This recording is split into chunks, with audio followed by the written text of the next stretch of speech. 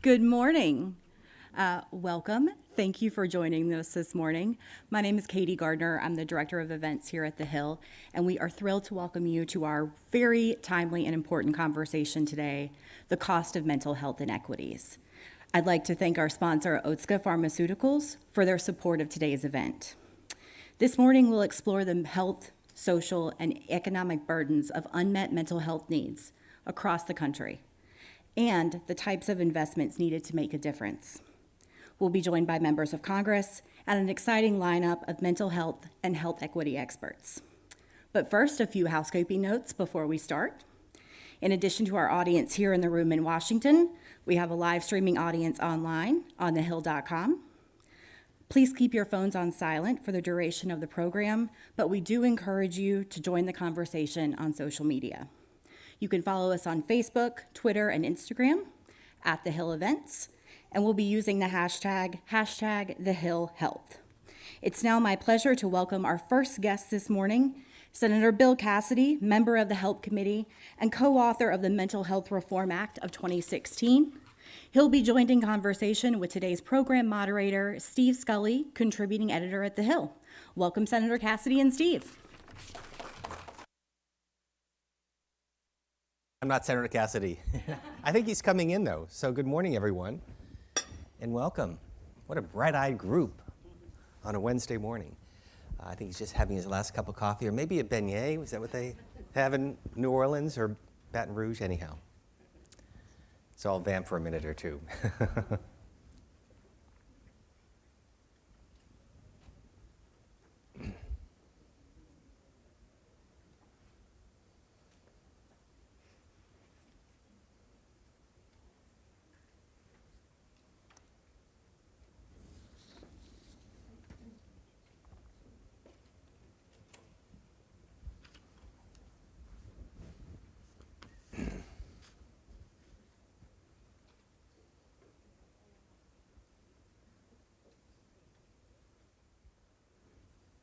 And here he is, Senator Cassidy. Welcome.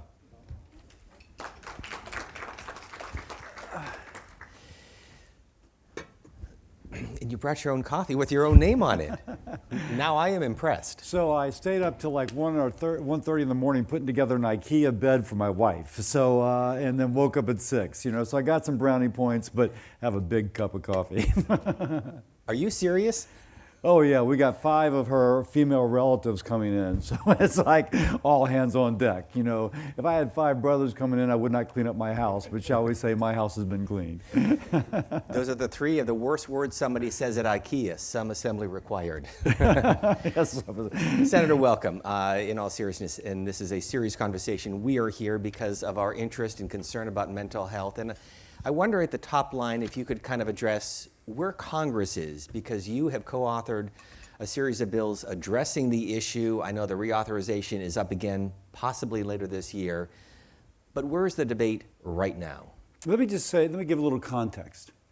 We have come so far since I've been in the Senate. Not necessarily due to me, but it's just what has been driving this is the fact that there is pent-up mental health needs across our nation. There is a recognition. As a sheriff from my home state, Greg Champagne, past and a future president of the National Sheriff's Association, there are more people in his parish who are with mental health issues who are incarcerated than who are receiving the treatment they need to receive. And he said the biggest mental health treatment center in my parish, in our state, are jails. Now, that's true across the nation. So beginning there, in 2016, Chris Murphy and I collaborated to pass the Mental Health Reform Bill of 2016. It put some good stuff in. Mm-hmm. But you come back 6 years later and you think, that's not how we thought it would be implemented. And this is not really consistent with the vision that we had. So we're doing a reauthorization of it this year. As a part of the terrible incident in Uvalde. There was legislation passed there. So we have the reauthorization of 2016, the 2022 reauthorization of the mental health bill. We had the Uvalde response, which had a huge amount of mental health things addressing. And then we're also working on something through the Finance Committee that would more directly impact Medicaid, et cetera. So, to paraphrase Martin Luther King, because I can't speak as eloquently as he, we're not where we want to be.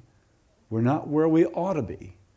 But praise God, we're not where we once were.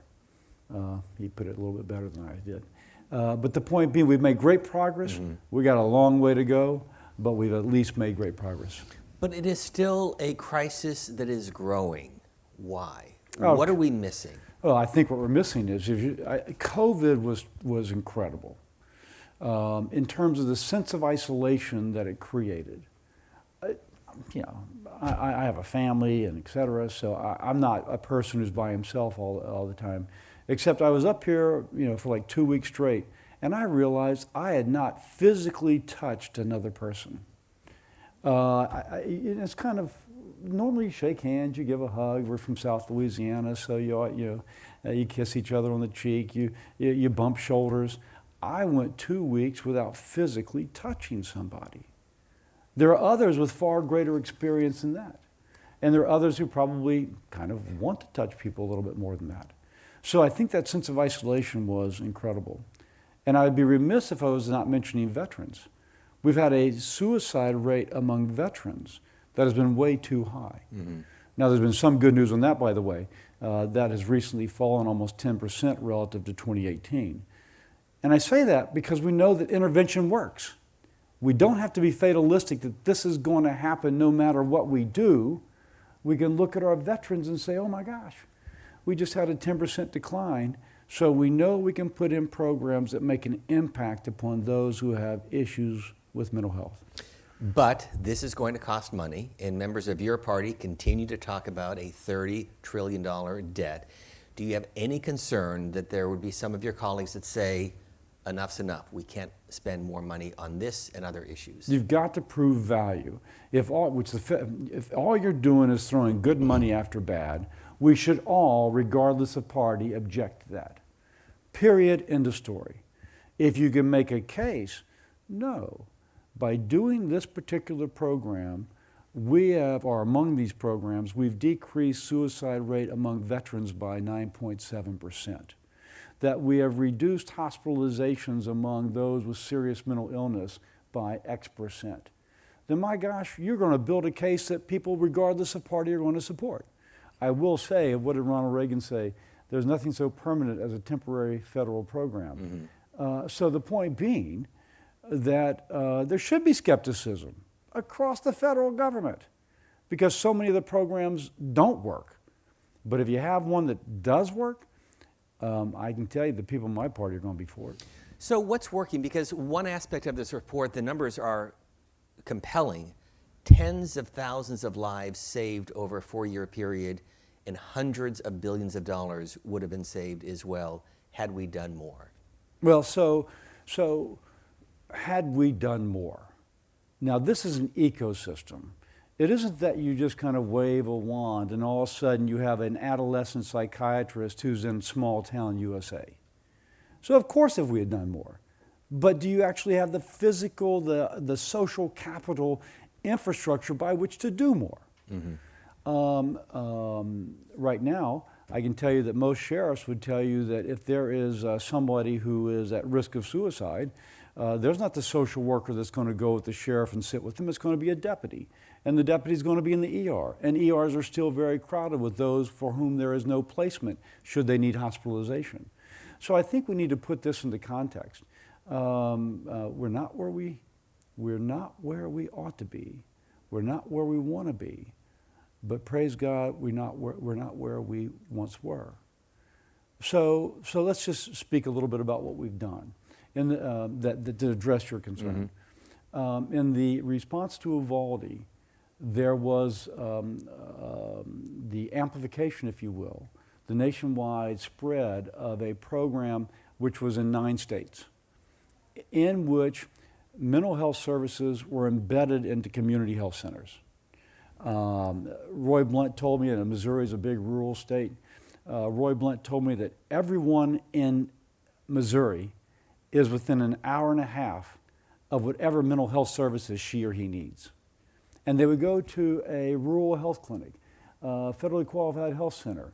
They embed mental health services. So now if you have somebody at suicide risk or somebody with serious mental illness, the psychiatrist will bring that person to the federally qualified health center, which now has mental health services embedded. So under Evaldi, we have provided funding with strong Republican support, by the way, to make that program not just in 9 states, but in 50 states plus Washington, D.C. Let's move from the money debate to the policy debate, because we can relate to the issue growing up in which mental health issues were shunned, you put it aside, you didn't talk about it. We are talking about it much more now. And I'm curious from your standpoint as a member of the HELP Committee, where that debate is in Congress, not financially, but just in terms of the issue itself, the awareness of mental health and the inequities in mental health. Everybody watching here deserves some credit because everybody watching cares enough to be watching you and me, Steve. But it took advocacy. We live in a representative democracy. And in a representative democracy, it is advocates who actually make a difference. Now, on the other hand, it's kind of an easy sell. Everybody in any audience I ever speak to has either a family member or a friend, or maybe somebody they went to high school with serious mental illness. You add addiction, boy, you really get everybody. And so you're right. For the longest, people did not speak of that. But the tragedy just presses upon you. And so the degree to which people can relate to that wonderful, beautiful girl that she went to high school with, who was later found 30 years later dead beneath the overpass. And you found out that her trail was one of, after a first episode of serious mental illness, one of serial decline. Or the nephew or the niece. Or I could keep going. That just presses upon people's understanding. And with the advocates promoting that understanding, we have been able to make change. So that change comes about also because of a federal-state partnership. What's working in Louisiana? What's working in the states? What lessons can we apply across the country? And a local partnership as well. Yeah, so you're right. The federal government kind of pushes money down, but unless there is state and local leadership, it's like rain falling on concrete. It just rolls off and it dries, and it's as if nothing happened. So there's got to be that leadership.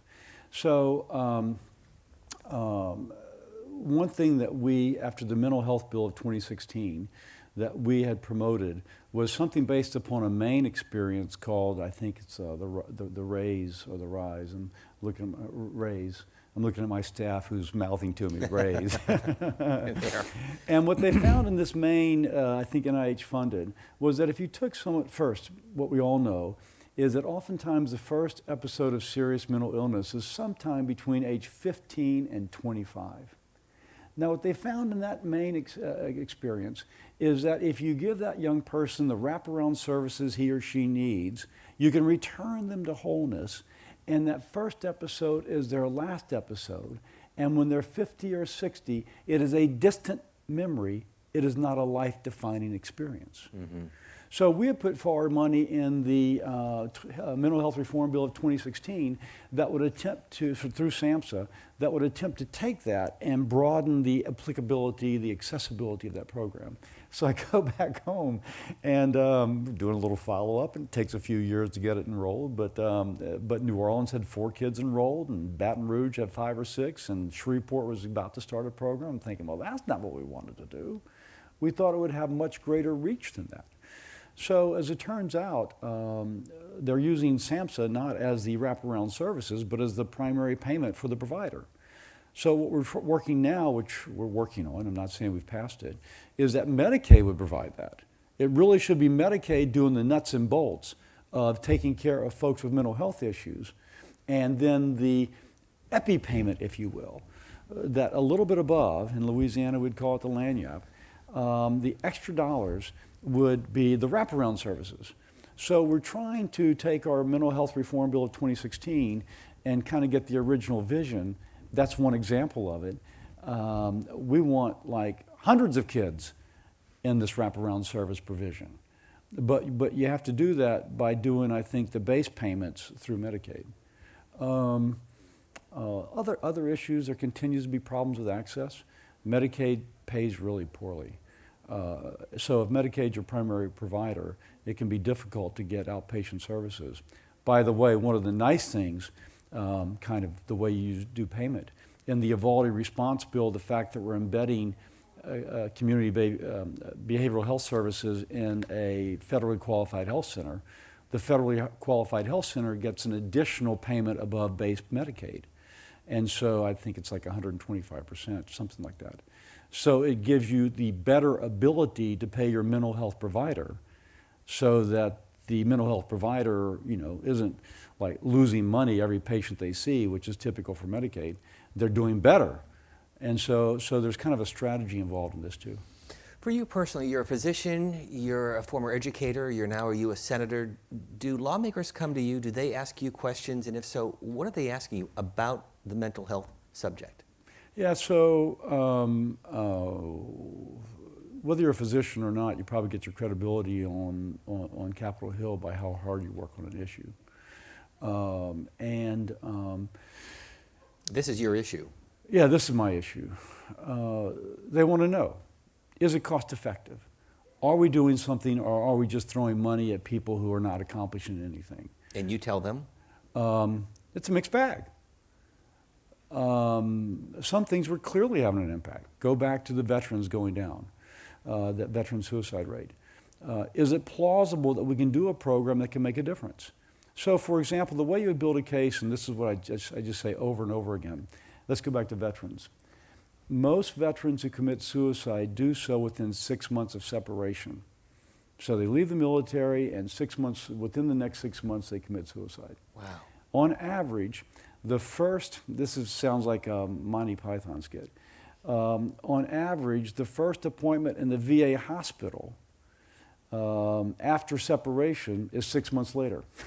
Like, okay, let's just kind of leave you vulnerable out there for 6 months when we know that you have the maximal vulnerability. And I'm laughing not because it's funny, because it's so ironic. It is almost so tragic. In fact, it is tragic.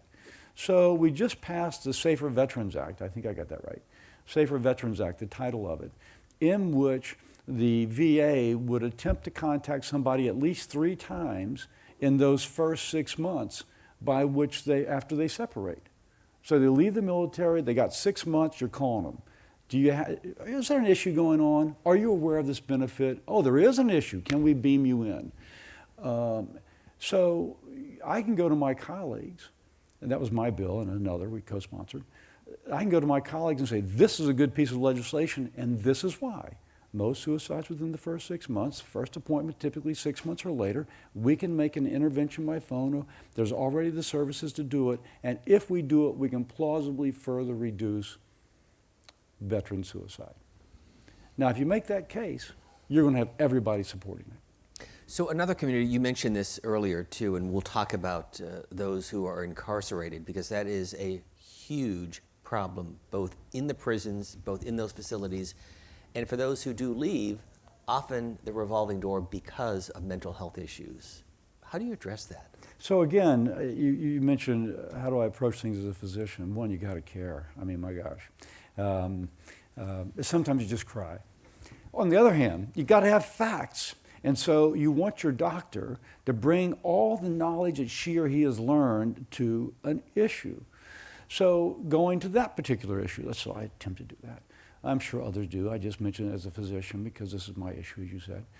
If you talk to the sheriffs, they have a formulary for the drugs that they can provide.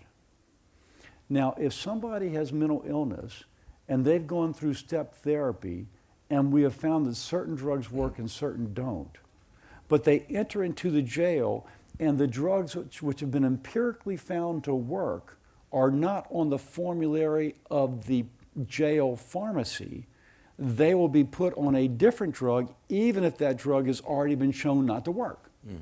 And so they go into the jail, which I used to work in prisons for many years. That had to be eye-opening. What's that? That had to be eye-opening. Well, I worked in prisons, not jails. So a jail is typically less than 6 months incarceration. You get adjudicated, then you go to a prison.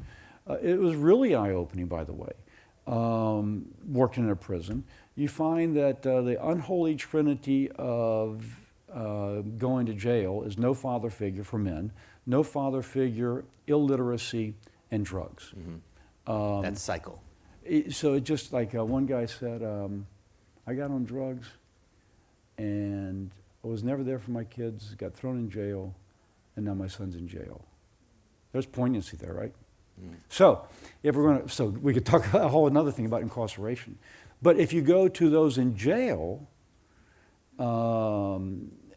they will enter into jail. The formulary is different. They're being placed on medications which empirically we know don't work for that person. Jail is already a hyperstimulated environment, and they will decompensate. And when they decompensate, they will act out in such a way that they may get in fights and extend their jail time. Now, the problem with this is that Medicaid does not, once somebody is put into jail, they lose their Medicaid benefits even before they're adjudicated. Even if they're ultimately adjudicated as not guilty, they have lost their Medicaid benefits once they go into jail.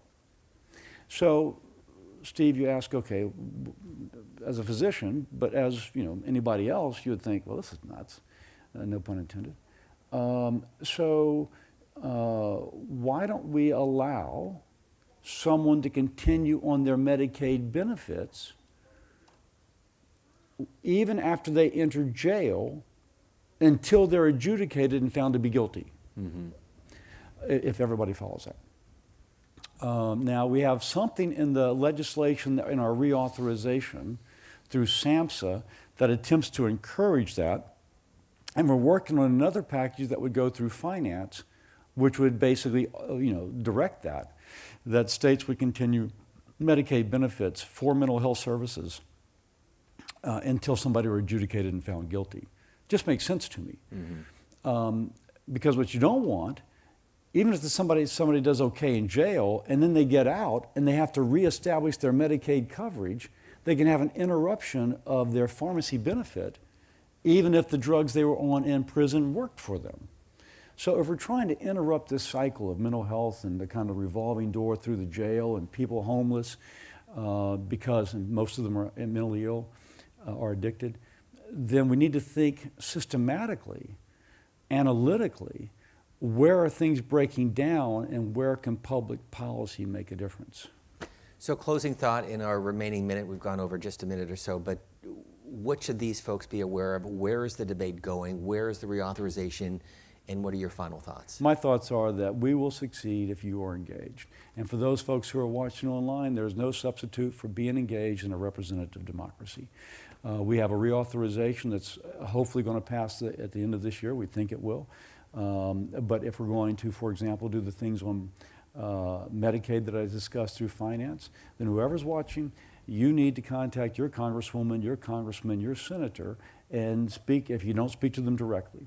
Now, the nice thing about this is almost everybody is at least 2 degrees, only 2 degrees separated from someone who's both mentally ill, who happens to also know that congresswoman or that congressman. And so if you can just make the connection to bring it home to them, which may be their own family, then you can actually have an impact. And it is a mutual responsibility for the advocates, for those who have the privilege to represent, to come to good public policy, advocate for this good public policy. And this issue is personal for Senator Bill Cassidy because? I don't want to say that. I'll cry. Senator, thank you very much. Thank you. Thank you. Thank you. Thank you.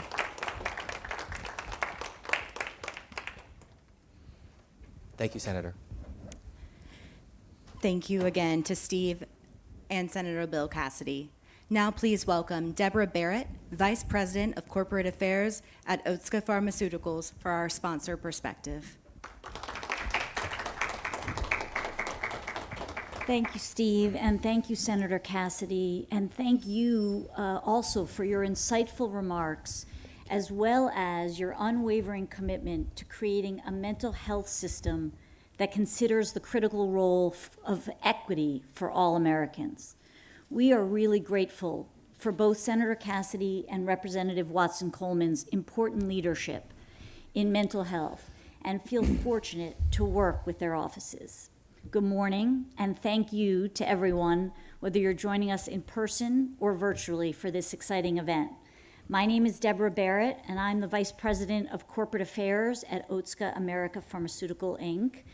At Otsuka, our driving philosophy is to defy limitation so others can too.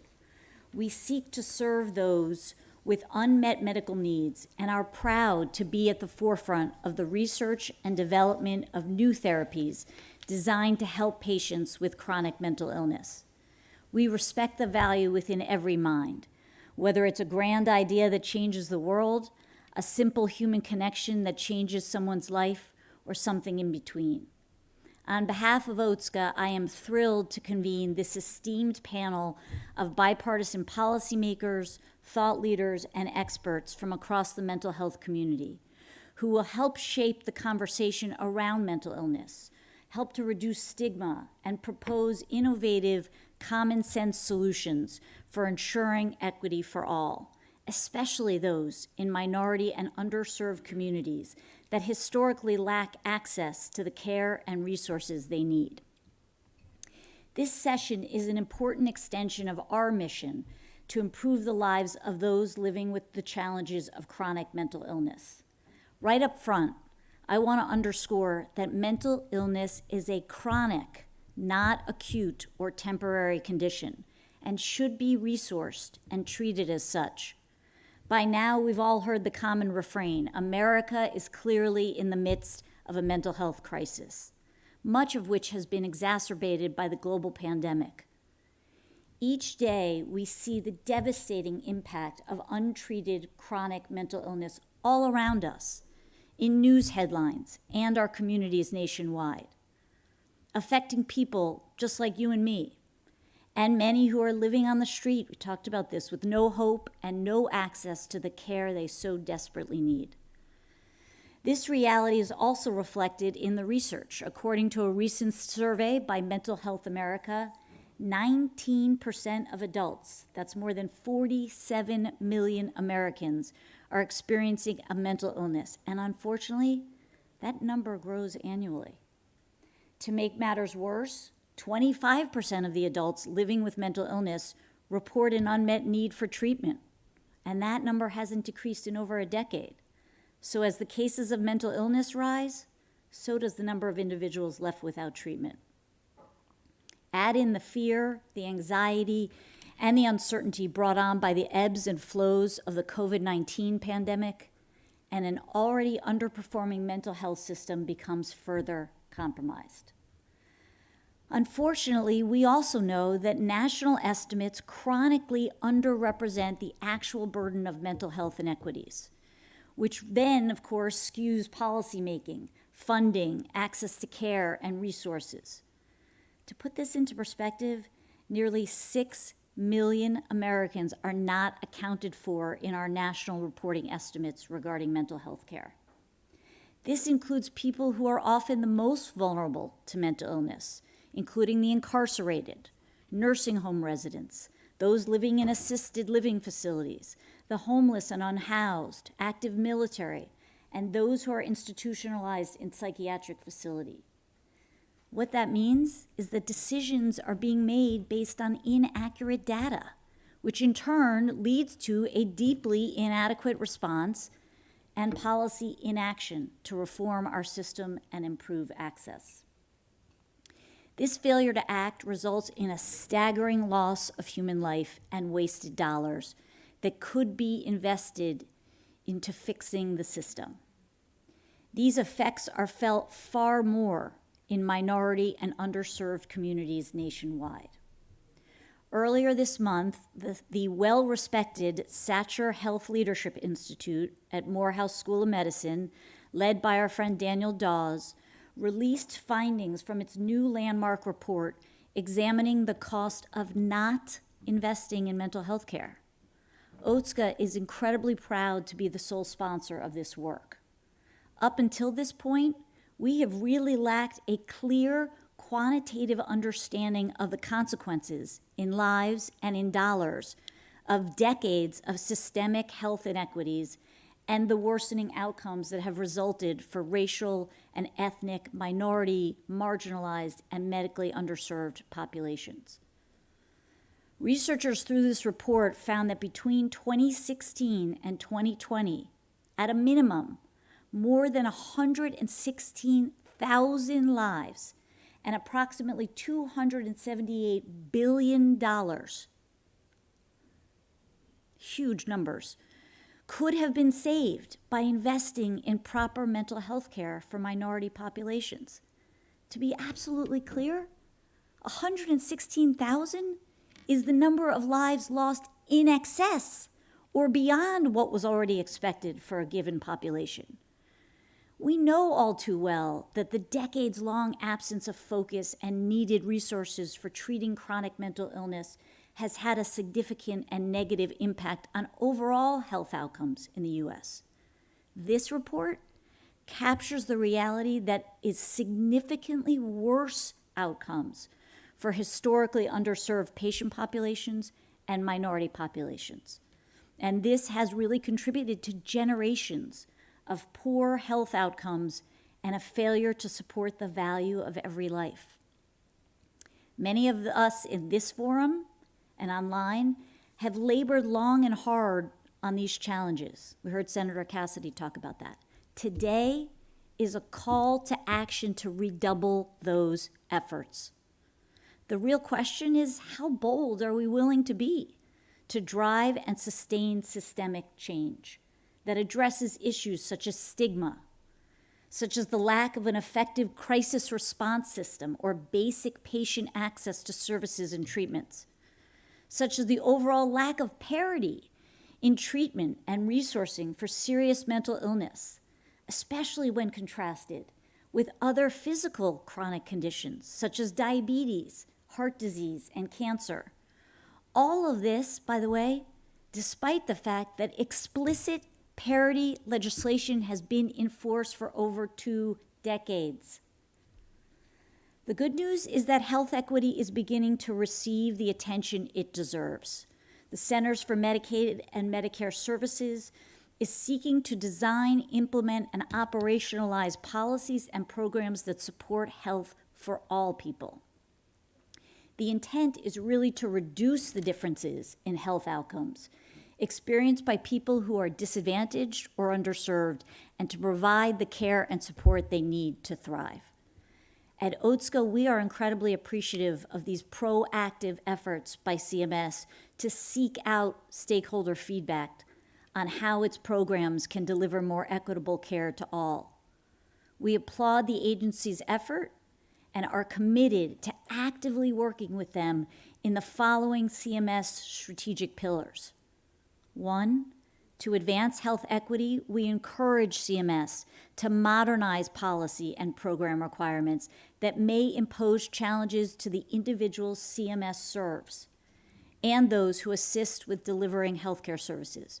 We must meet the patient where they are. 2, to expand access to coverage and care, we must ensure foundational protections like the 6 protected classes policy for Part D plans, and ensure people have timely access to appropriate treatments for FDA-approved and medically accepted uses. 3, to drive innovation. We want to see CMS modernize its offerings to include new tools like prescription digital therapeutics, to promote person-centered care and to promote a more integrated care model for mental health.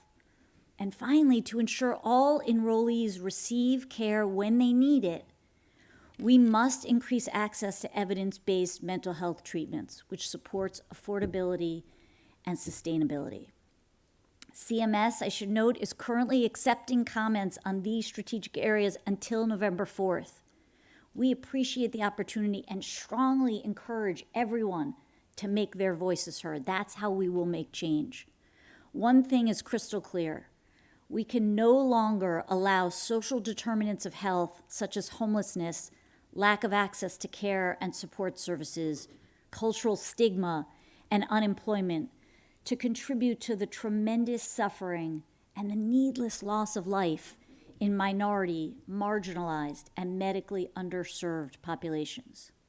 No one entity will be able to successfully strengthen our mental health care system.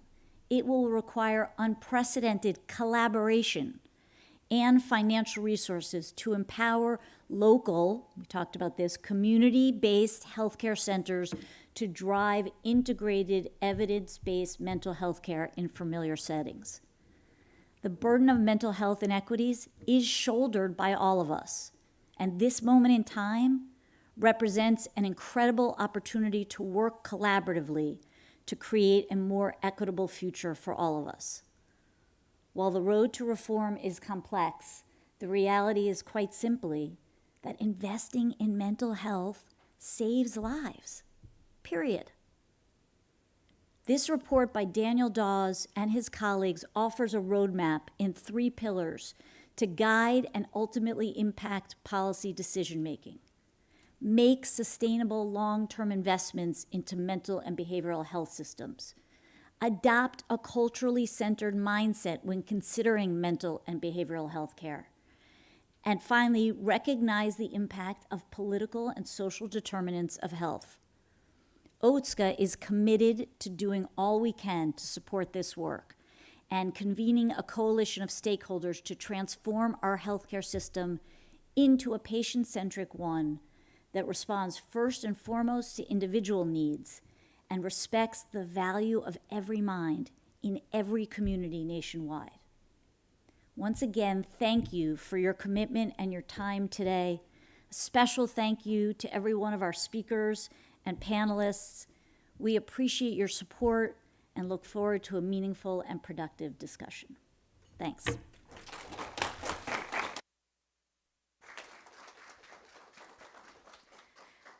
Thank you again to Deborah Barrett with OTSCA Pharmaceuticals for your support of today's important conversations. Now please welcome to the stage Congresswoman Bonnie Watson Coleman, co-founder of the Congressional Caucus on Black Women and Girls, in conversation with Steve Scully. Oh. Good morning. Oh, one step too Yeah, far. be careful. Thank Deborah, you. thank you very much. You were not here just a moment ago, but I was struck by that very real emotion at the end by Senator Bill Cassidy in asking why this issue is personal for him, and I think that's why we're here, because it is personal for everyone. So, Congresswoman, thank you for joining us. I want to begin on the issue of the very real inequities in underserved communities, nursing homes, among veterans, among those incarcerated. Why did we get to this point? Why are they underserved? And then I want to get to the solutions, but first, how did we get to this problem today? Basically, I think we got to this problem because we tried to ignore it. We translated certain behaviors that we saw as troubling, as criminalizing, et cetera, as opposed to a function of mental illness, of poverty, impoverishment, racism, sexism, and all those other isms that have a negative impact on how you feel about yourself. So I believe that we got to this point because as a country, we've lagged behind in terms of prevention, cultural competence, outreach, diversity, and resource application. I think that the last 2 years or so with the pandemic sort of highlighted stuff that we saw happening even before the pandemic started. I remember before the pandemic just looking at Facebook every day, and I would see these postings from parents and other people about young black children, boys and girls, 5 years old, 9 years old, 11 years old, attempting suicide or succeeding. And I'm like, what is going on here? How does anyone that young think that that's a solution to their living at such a young age? And so that's how we started our task force, by trying to examine what's going on in our communities, in our environment. And as we searched through the hearings and the meetings and the approaches that were coming at us, we recognize that we have a serious problem in the underserved communities, a serious lack of service, a lack of people working in that space who were not, it's not necessarily whether or not you're culturally competent, but whether or not you understand and are culturally empathetic and can work in that space. We weren't putting the kind of resources into programs, educational programs, that would ensure that we were incentivizing people who needed to work in that space to work in that space. And we didn't think that the kind of research was being done, being considered, even sort of the prospectuses that were sent to our various agencies weren't really understood enough to put the resources into the kind of research that we needed, kind of answers that we needed. So I am really, I've been working with Otsuka. I mean, it's exciting that Otsuka partnered with Morehouse and this particular report came out. But from the time we created the Emergency Task Force on Mental Health and Suicide for young black children, Otsuka has kind of been in that space with me. And I think that this country in general, if you look at what's being proposed in the Labor, Health, and Human Services part of the appropriations bill, you see that there's a lot more money that is being targeted for mental health services, for research, for outreach, for destigmatizing, for reaching out to underserved communities. And we got to get the bill passed, you all, and signed into part of our law. But we're paying attention now, but we're paying catch up. I was, familiarized with certain parts of the Morehouse plan that said, not only is this costing us socially, is it negatively impacting our society, and we are losing hundreds of thousands of people to deaths that could have been prevented, but it's also millions and hundreds of millions of dollars that we're losing as a result of this. And so it is something that the nature of the times, the nature of poverty, the nature of racism, the systematic barriers that exist, all of these things contribute to why we are where we are today. But I think that we're moving in the right direction in terms of applying resources and attention to these issues in general and in underserved communities. But let me add another element that I might argue is compounding everything that you outlined here. And this is not the role of the federal government, but it is the role of parents in society. And that's our culture, our music, our entertainment, and how all of that compounds everything that you just indicated a moment ago for parents, for teachers, for society, for educators, for employers. Yeah, well, the entertainment industry has always been something that is of interest to me when I watched certain programs that showed you how to kill people. When you listen to certain music and how it sort of demonizes relationships and women and men and other things.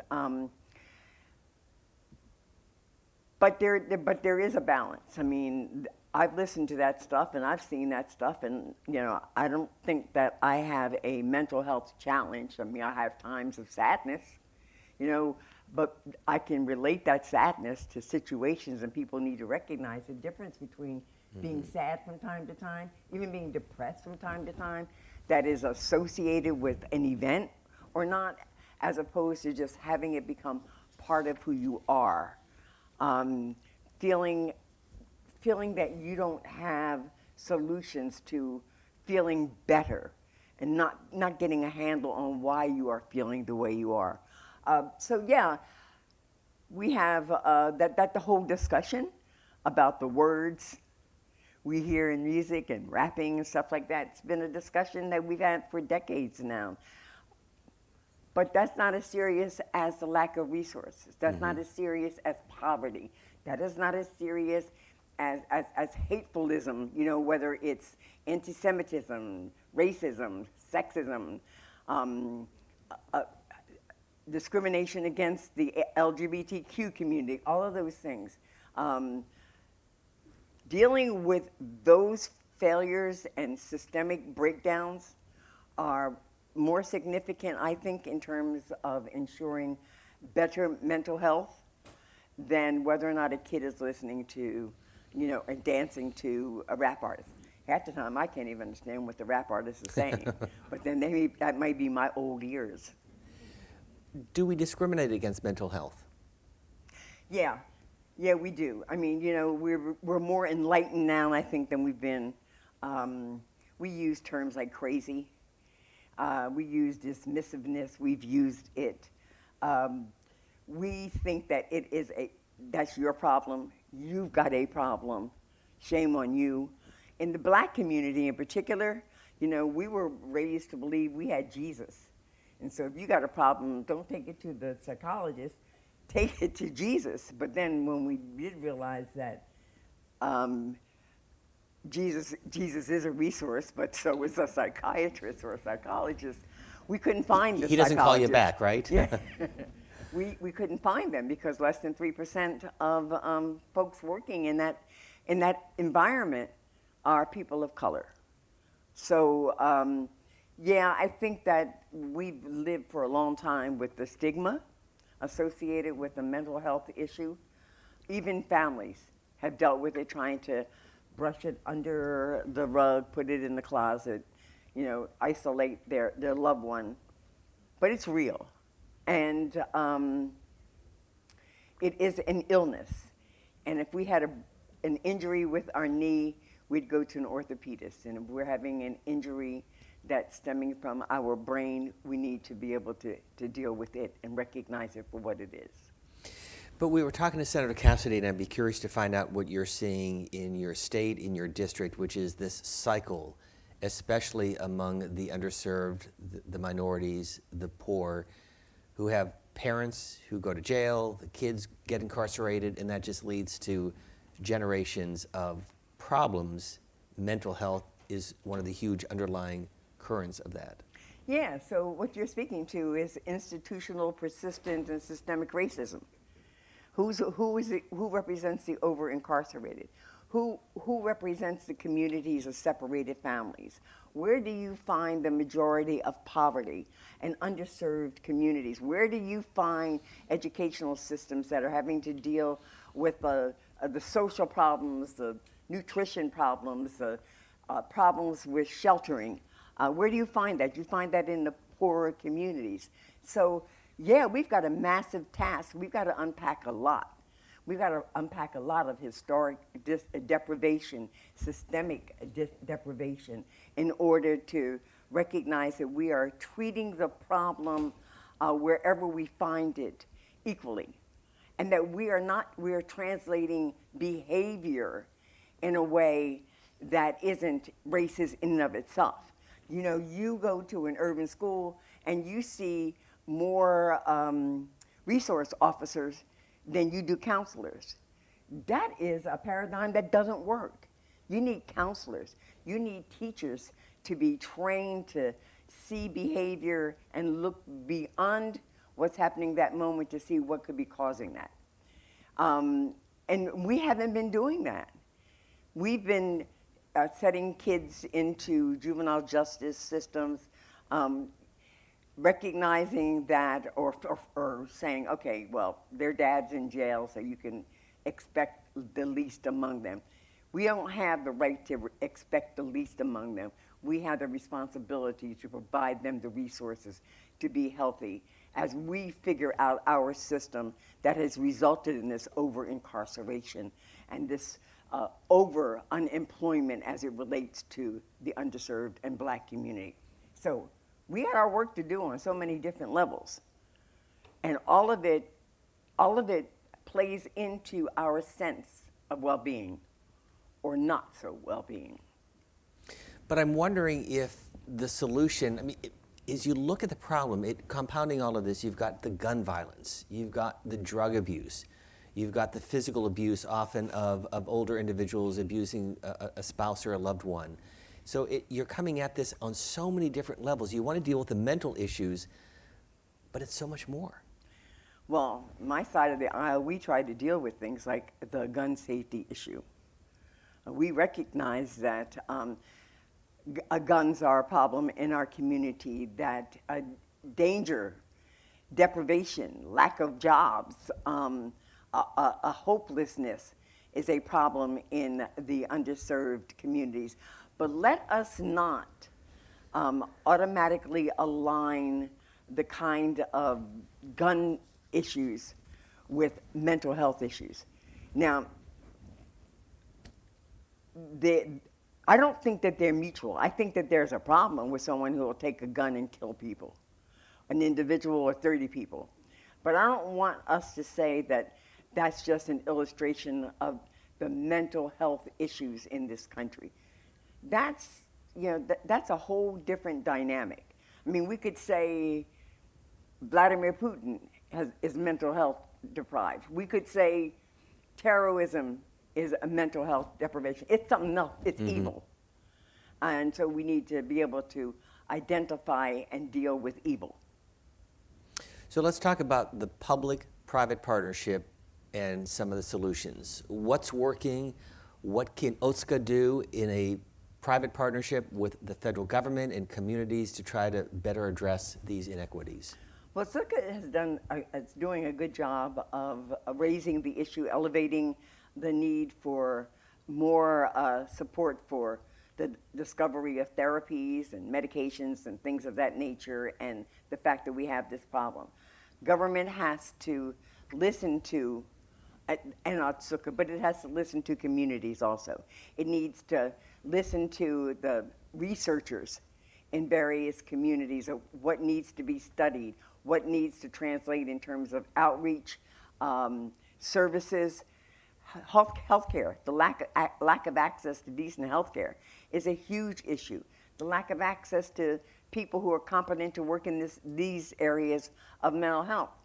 Very serious issues. We need to be putting money into education. We need to be putting money into medicines and therapies and outreach, and we need to be teaching schools and even faith-based communities what to look for in the communities that they serve on a regular basis, so that we can do the kind of referral that would be appropriate to help someone get on the right footing.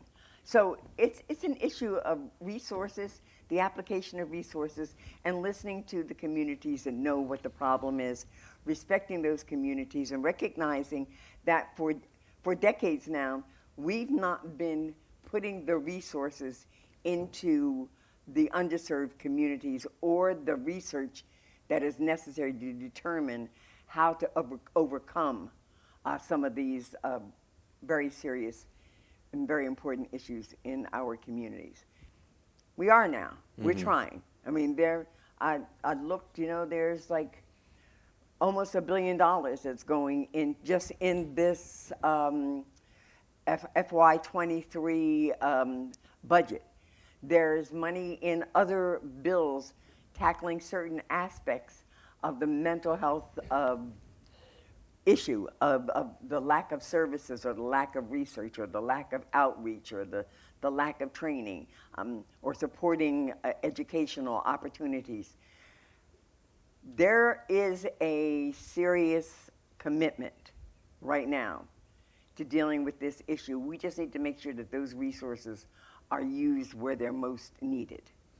And I understand all of that, and you've talked at a very high and important level. I'm wondering, on a more granular level, as you travel through your district, which is more urban in New Jersey, is there an example of what's working? Is there a lesson that this group can take away from what you've seen firsthand?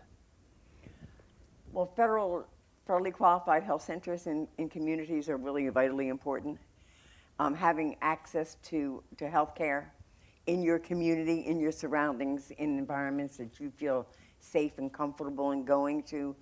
There are small nonprofit organizations that try to provide opportunities for children in particular to congregate and to learn how to live a healthy life. I think nutrition plays a part in this. I just think that this is a whole of society issue, and that we need to, from the highest level of federal government to the partnerships that we do with the for-profits and even the nonprofits, to the organizations and associations that are on the ground, we need to be setting up networks where we catch issues, we catch the problem, and address the problem head on when we see it. Not when it blows up to become a collective problem, but when it's still that individual problem. And families need to be supported.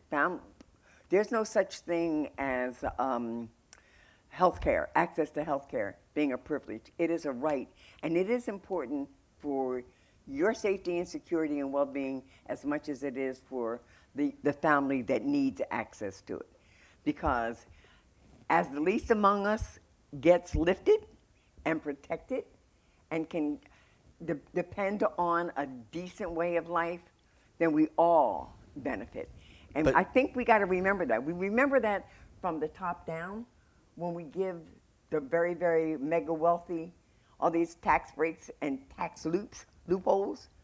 But whenever we try to lift up from the very, very bottom, then we start talking about this is ridiculous that we're handing out money to these poor people. That's why I support things like guaranteed income and guaranteed access to health care and things of that nature, because I know it works. You give families the resources to take care of their own, and they will. And if they can take care of their own, you have safer communities. You have healthier communities. You have a healthier society. But it's more than just the federal government. A key partner, but more than that is what I hear you say. Oh, absolutely. It's partnerships.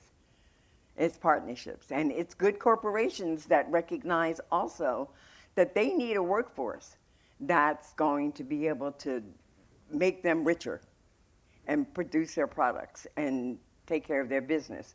So they should be community investors as well.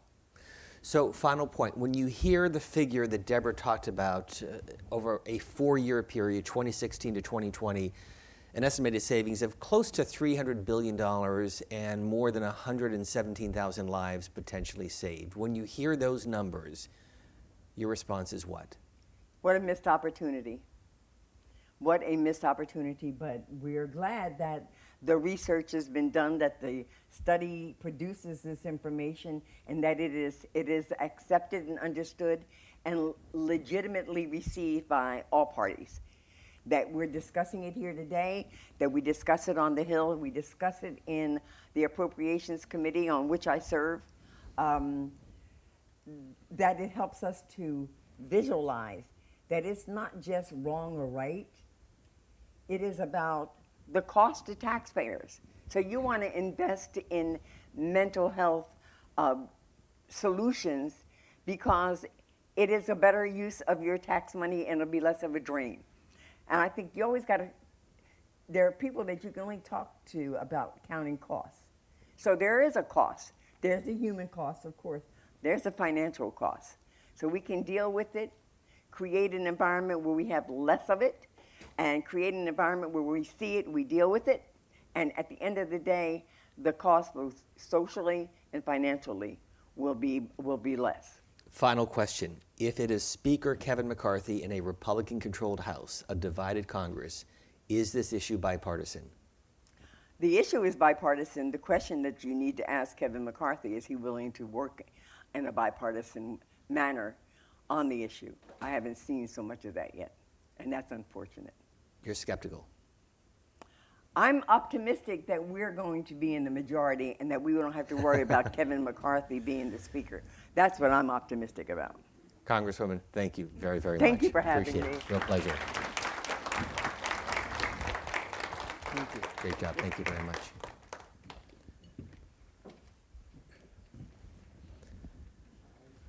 Watch your step. I know. Yeah.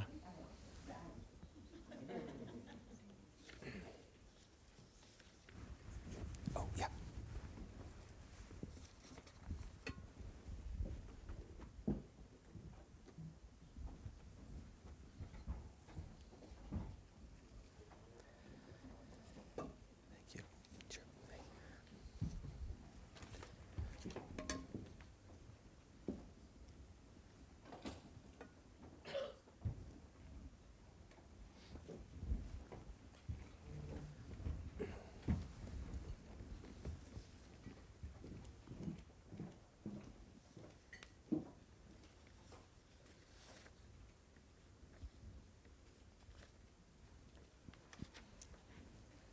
Thank you again to Congresswoman Bonnie Watson Coleman.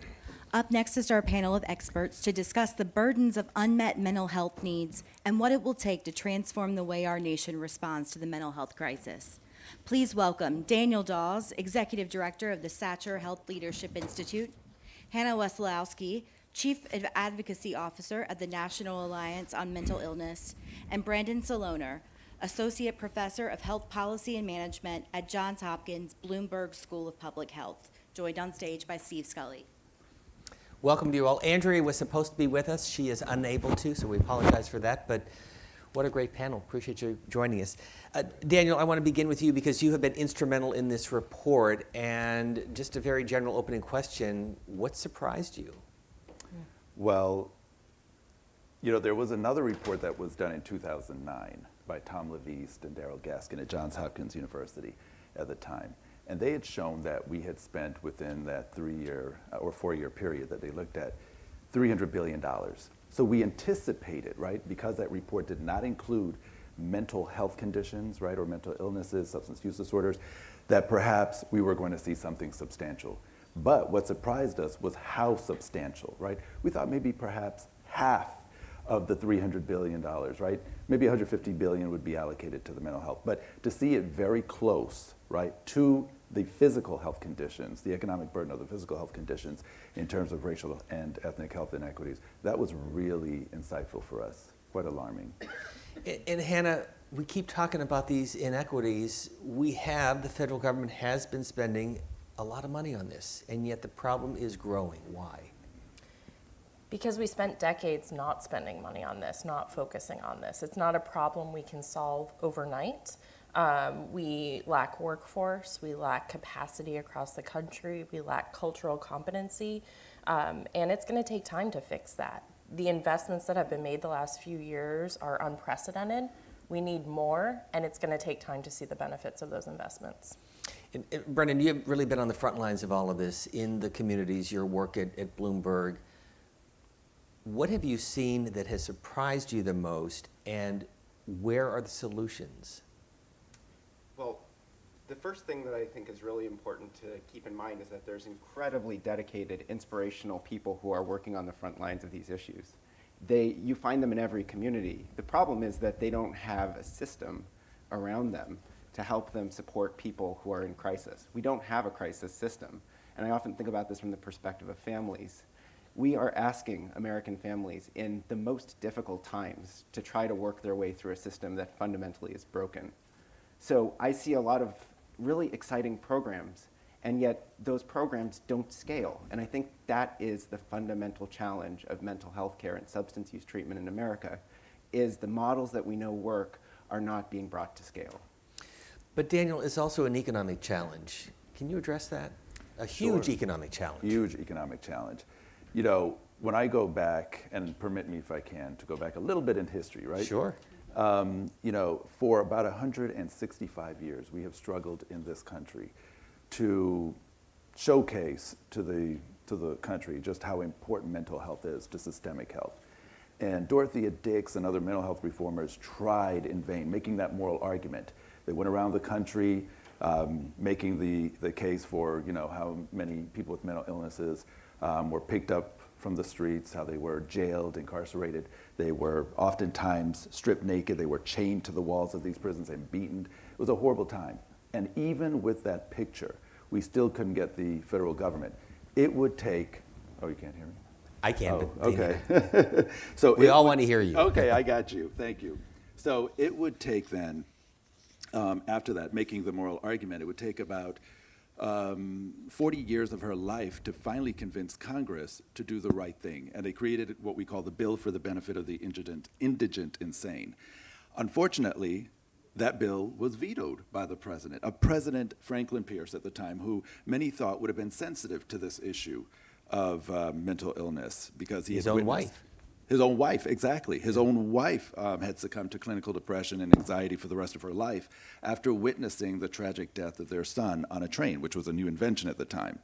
Well, after basically vetoing that bill, the president set the federal policy of inaction in mental health issues for almost 100 years. It would take us going through 3 major wars the Civil War, World War I, World War II, when the country is in this economic crisis, right? This national security crisis, for us to recognize, wait a second, 60% of the hospital beds are being occupied by people with mental illnesses. We're having a hard time recruiting people into the military, 17 to 24. 20% were unfit at the time they deemed. 40% were leaving. We were having a hard time getting folks into the workforce because it was owing to the mental illness at the time, right? And so we can see the impact it's had. And from a political determinants of health standpoint, Steve, we've always had to make the case, tie our mental health efforts, our advocacy efforts, to an economic or national security crisis. It's only until then, when we connect those dots for people in this country, when they recognize, wait a second, this really is a huge issue that's worth investing in. Brendan, Hannah brought something up about the pandemic, and I'd like to get your take on this and then get your reaction as well, which is, where were we in this crisis before COVID-19, so in January, February of 2020, and where are we today? Well, we're in a worse place. I think that that's important to say. But pre-COVID, the national data told us that only, less than half of all Americans with mental health problems were making contact with the treatment system. And, if you made contact with the treatment system, sometimes you would be getting quality treatment and sometimes you would not be. So we had these sort of dual problems of access to services and quality of services staring us right in the face before the pandemic. And then what the pandemic has done is it's really ramped up the amount of need in our communities for exactly the reasons that Senator Cassidy spoke about in the first part of today's event, that we have a situation where many people have been isolated, disconnected. A lot of our institutions have not been working. So we have all this pent-up need for services, and we're trying to make it work in a system that just wasn't built for this kind of crisis. So Hannah, this may or may not be the right word, but is that a silver lining of this pandemic? Are we better aware, better attuned? Is Congress more engaged because of what we collectively have gone through? Because every one of us, in one way or another, has been affected by this pandemic. We were certainly on the path to having Congress focus on this a lot more prior to the pandemic. There's been a lot more investment in recent years. The pandemic really sped that up. And I think, as you said, what Senator Cassidy talked about earlier is that no one is untouched by mental health and mental illness. We all either experience it ourselves or we know someone in our lives that lives with a mental health condition that may struggle. And so it has normalized it. It has really expedited reducing that stigma. There's still incredible stigma and discrimination around mental illness, though. So we can't say problem solved. We're there. Everyone gets it. But certainly we have sped the process up. Any one of you can take this next question, because we keep talking about more money, more dollars, the role of the federal government, and I get that, it's important. But I guess what I've been hearing, it's more than just that. It's more than just the federal government.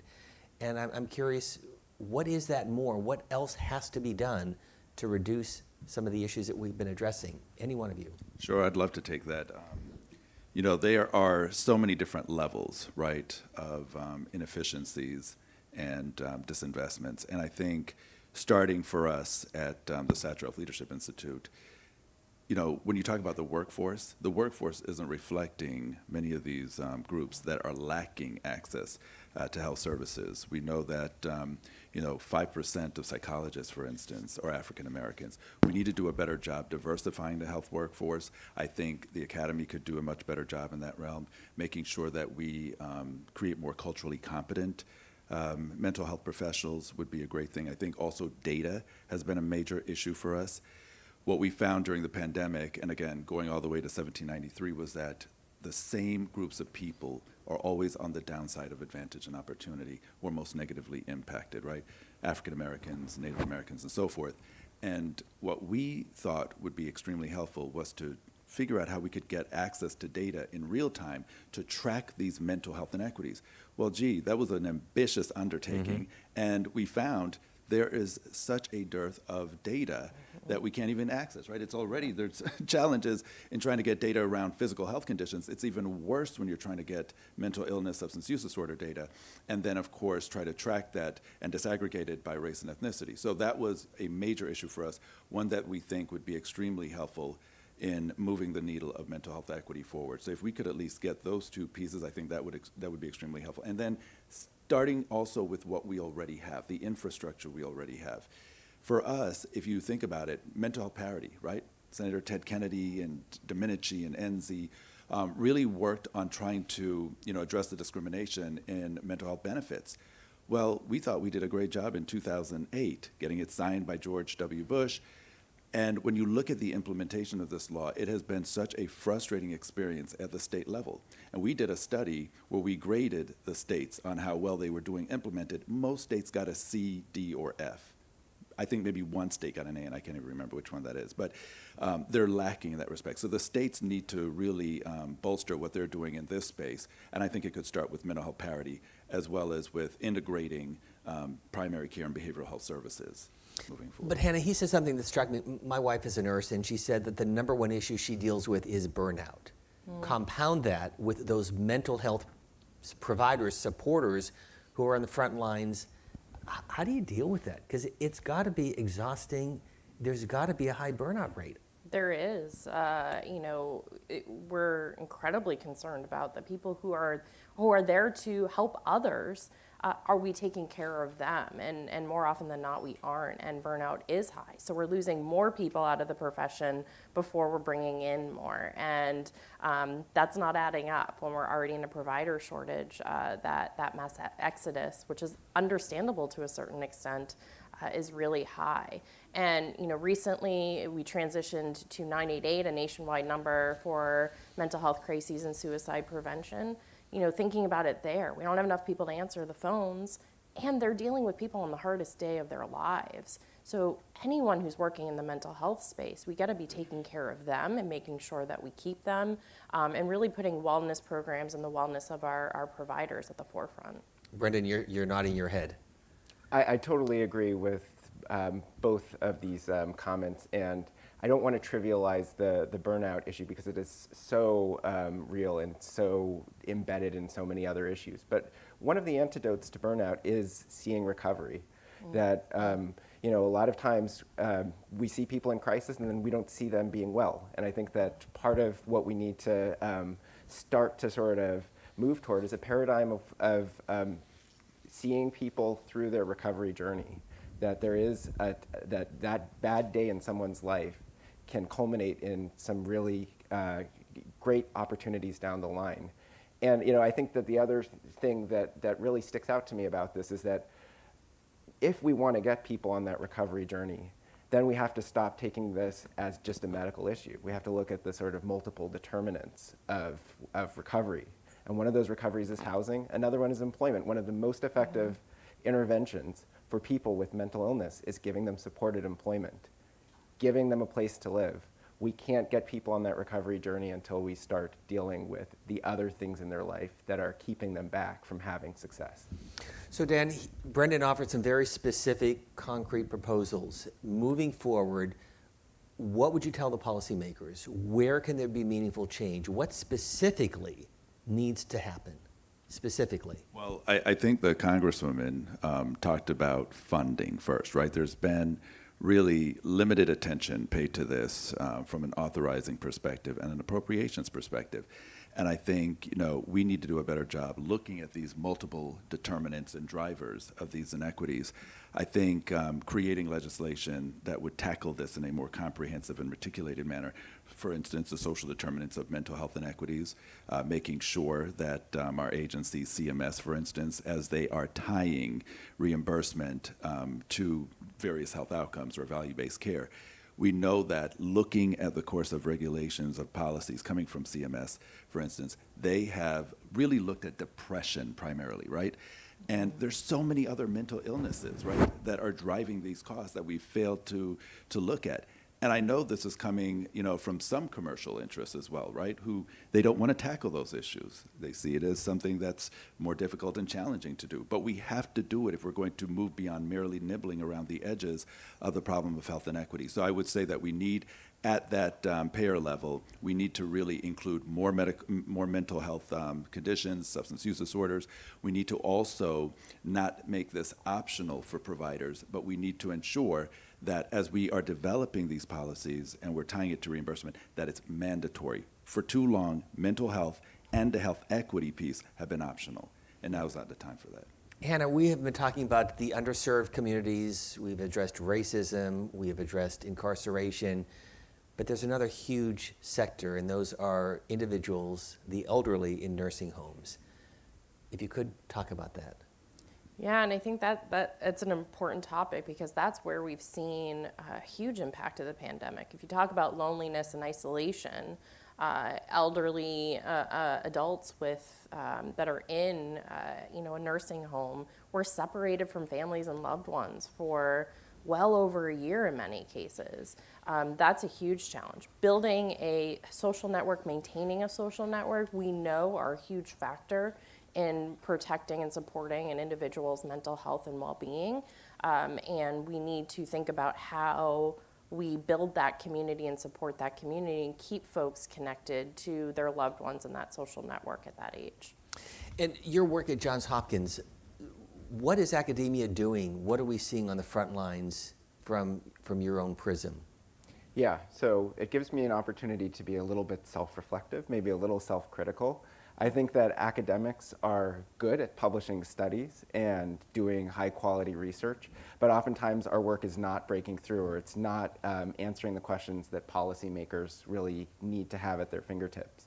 So, I think that we are working hard to add up some of the burdens, so to look at that side of the ledger, the cost, and I think that your study, Daniel, does a great job of digging into some of that, but also kind of really speaking to the needs of models of care that can scale, that can be implemented, and I really think that the future of a lot of our research has to be in what we call implementation science, research that studies how you take models of care and translate them into different populations, different settings. And I love the plug for data. I think that we need better data to answer some of these questions, because the academic sphere can be a place where we start coming up with better outcome measurement so that we can drive quality of care and ultimately pay for the services that really help people. But we need quality measures, and I think that academics can be very helpful in that. Hannah, I really did not intend to get an emotional moment with Senator Cassidy, but I think that showed the raw emotion of the issue. Why is this your passion? Mental illness has impacted my family. I have struggled with my own mental health over the years. I have seen many of my family members be disconnected from their loved ones, to lose years.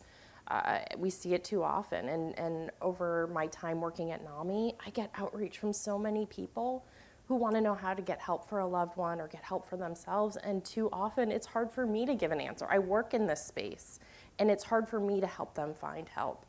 We have to do better. As Dr. Satcher said, there is no health without mental health.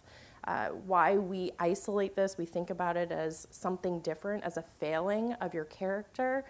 We can't do that. That's something that we all need to prioritize, and I've seen personally the impact that has had on too many people, and we can do better. So that's why I'm here.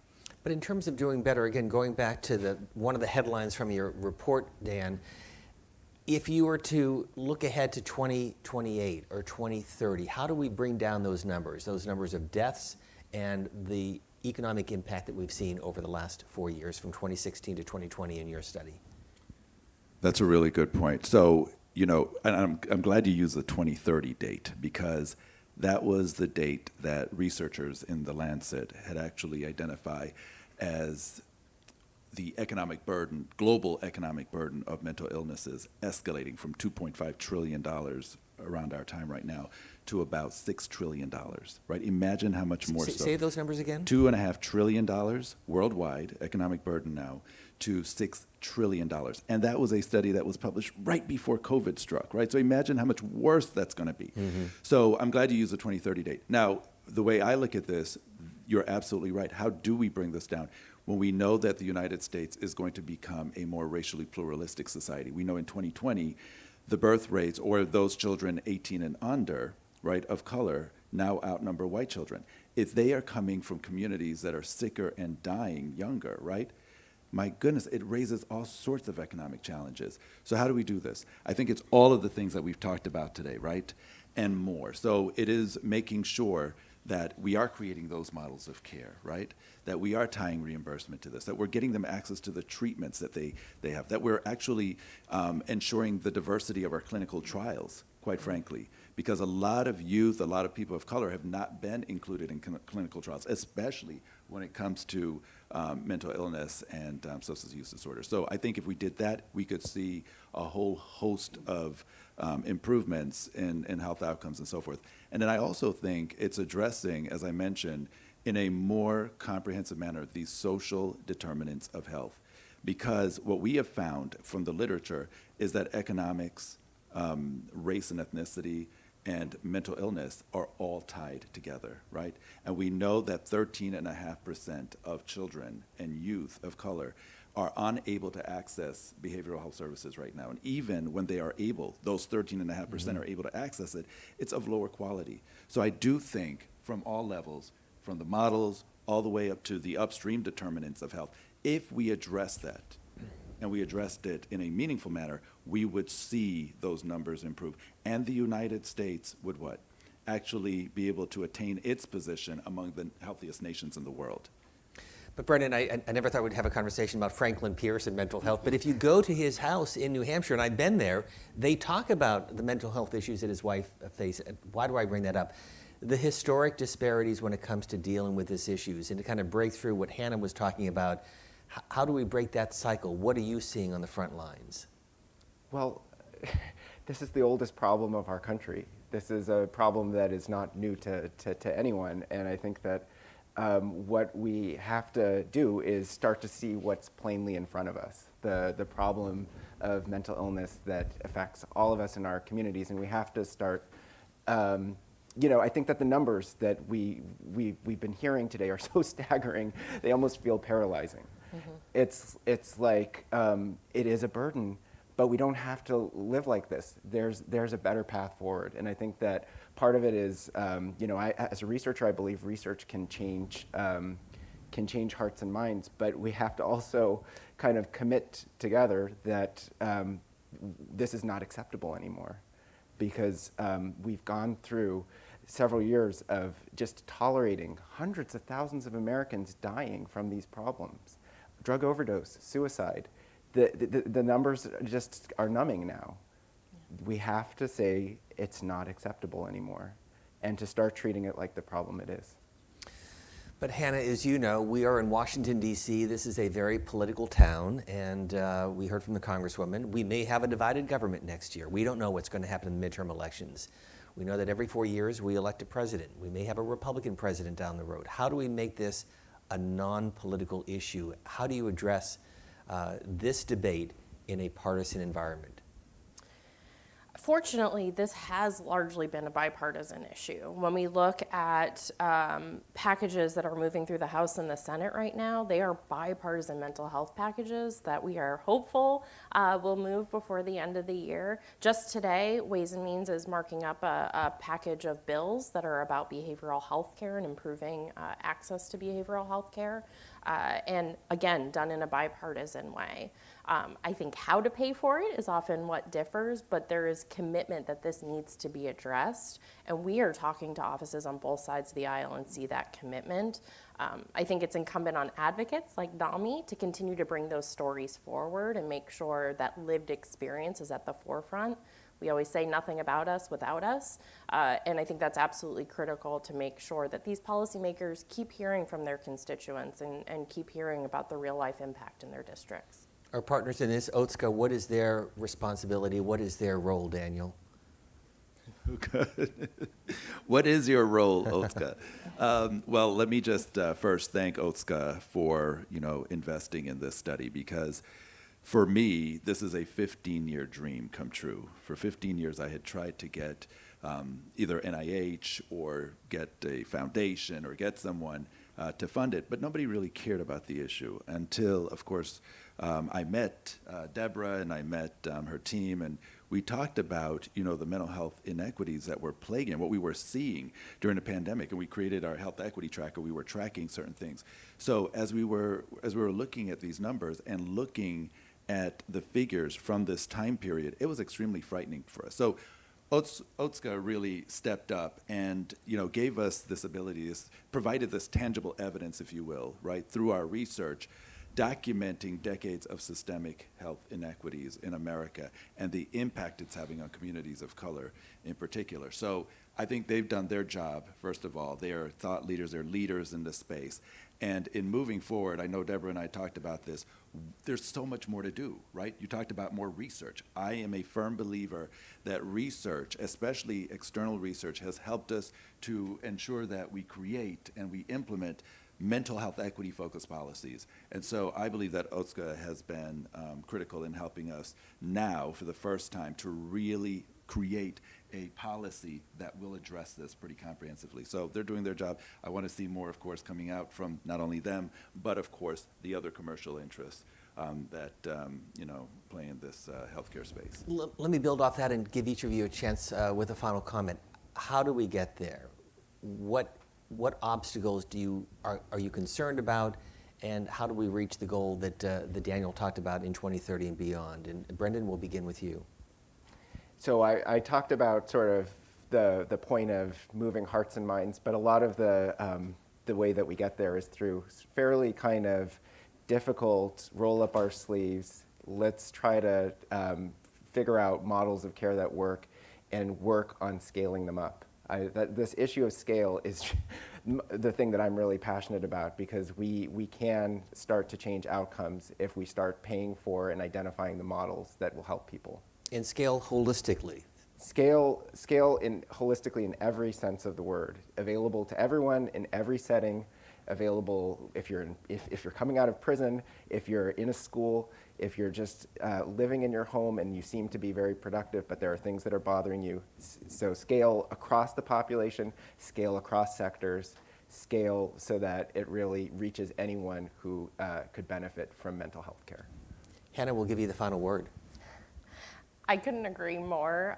Too often we have seen exceptional models that offer so much promise, and they just fall short because we don't invest in them. We don't make them available to everyone. So there's incredible promise that's out there. And one thing that gives me hope, and talking a little bit about hope for the future, we have a younger generation that is much more willing to talk about mental health. And I think if we focus investments there, particularly since we have a youth mental health crisis, of addressing suicide prevention and early intervention, we know that works. We know that can have an impact. Too often we wait until people are at the point of crisis to intervene. We can do so much more for so many more people if we are intervening early, we are providing more resources, and we're starting at a young age. You were nodding your head. Do you want to close this out? Well, thank you so much. I appreciate it. So I was nodding because I was thinking, what also gives me hope is that, by my count, we are in the fourth period of a great awakening for health equity in this country. And, this started from Abraham Lincoln's tenure to the civil rights movement, then to the late 1970s, when our country was really looking at the more subtle forms of discrimination in mental health and healthcare as a whole. And now we're in this fourth period where we now have a government that is committed to health equity, to addressing the upstream determinants, and I think this is such an incredible opportunity for us to leverage the moment and to move these policies forward. So that's what gives me hope. So thank you for the Well, you come to the table from very interesting perspectives. So Daniel, Hannah, Brendan, thank you very much for participating, and our thanks to thehill.com and to all of you for watching, for listening, for learning, and hopefully for enlightening all of us, including myself, on what is an issue that we need to address much more. Thank you. Thank you. Thank you, Steve.